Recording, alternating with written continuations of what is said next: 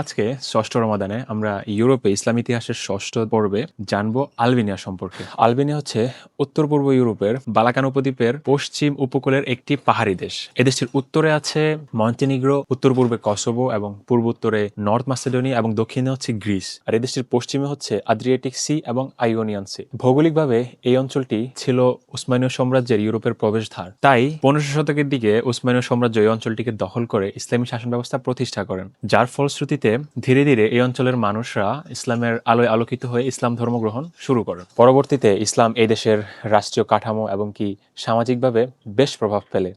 এই অঞ্চলটিতে ইসলামী শিক্ষা ব্যবস্থা, মাদ্রাসা নির্মাণ এবং কি উসমানীয় স্থাপত্য শৈলীও দেখা যায় আজও। এবং 1912 সালে উসমানীয় সাম্রাজ্যের পতনের মাধ্যমে এই অঞ্চলটি থেকে ইসলামী শাসন ব্যবস্থার পতন ঘটে। বর্তমানে দেশটিতে 28 লক্ষ মানুষ বসবাস করছে, যেখানে 17 থেকে 18 লক্ষ মানুষই মুসলমান।